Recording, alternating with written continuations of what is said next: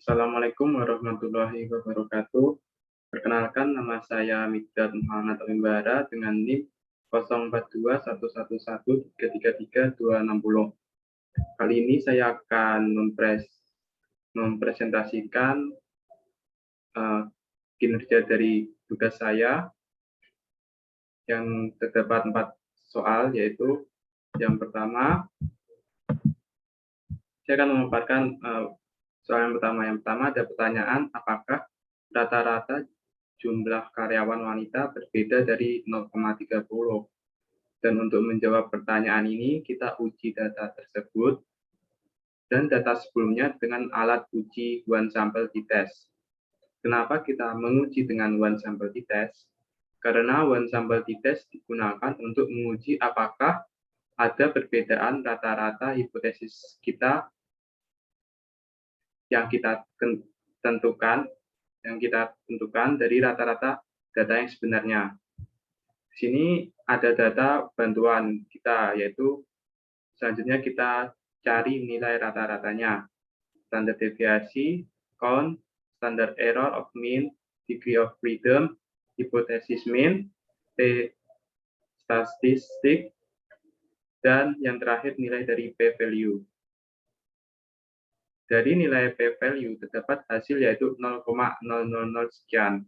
Dari hasil tersebut, kita dapat menarik kesimpulan bahwa terdapat perbedaan yang signifikan antara rata-rata jumlah karyawan wanita dengan 0,30. Nah, pertanyaannya kok bisa? Karena hasil tersebut berada di bawah batas minimum yaitu 0,01. Jadi dapat disimpulkan bahwa terdapat perbedaan nih yang signifikan. Dan kedua, pertanyaan yaitu apakah rata-rata penjualan pada perusahaan yang dipimpin oleh CEO wanita sama dengan perusahaan yang dipimpin oleh CEO pria? Gimana nih cara ujinya? Oke, kita akan menganalisis data tersebut dengan menggunakan alat uji two independent sample t-test.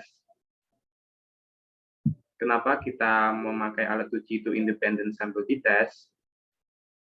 Dikarenakan two independent sample t-test digunakan untuk menguji apakah ada perbedaan yang signifikan antara dua data, yaitu rata-rata penjualan CEO wanita dan CEO pria. Sekarang kita akan fokus ke bagian p-to-tail, yaitu dengan hasil 0,48 atau 0,05 kita bulatkan. Jadi di sini kita dapat menarik kesimpulan dengan hasil tersebut bahwa terdapat perbedaan yang signifikan antara penjualan perusahaan dari CEO yang dipimpin oleh CEO wanita dengan CEO pria. Nah, kok bisa? Karena angka tersebut berada di bawah batas minimum yaitu 0,05. Jadi masih bisa disimpulkan terdapat perbedaan yang signifikan. Pertanyaan yang ketiga. Untuk soal yang ketiga, kita menggunakan chi-square test. Chi-square test digunakan untuk melihat apakah ada hubungan dua kategori variabel. Untuk hipotesis nolnya, tidak adanya hubungan antara kategori industri dengan gender dari CEO.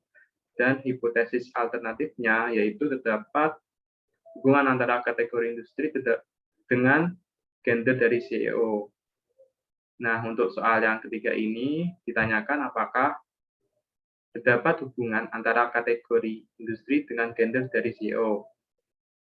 Kita akan melihat tingkat signifikasinya, yaitu di sini tingkat signifikasi menunjukkan 0,990, yang artinya signifikasinya lebih dari 0,05, sehingga dengan kata lain kita bisa menerima hipotesis 0 dan menolak hipotesis alternatifnya, yaitu tidak adanya hubungan antara kategori industri dengan gender dari CEO.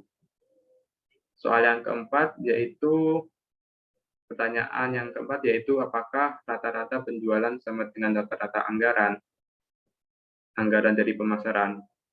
Nah, untuk menjawab dan menemukan penjualan, kita menggunakan uji data alat Pyretic test, yaitu dengan membandingkan 2 atau lebih data.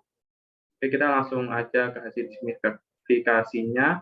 Signifikan detail bahwa terdapat perbedaan yang signifikan antara rata-rata penjualan dengan rata-rata pemasaran.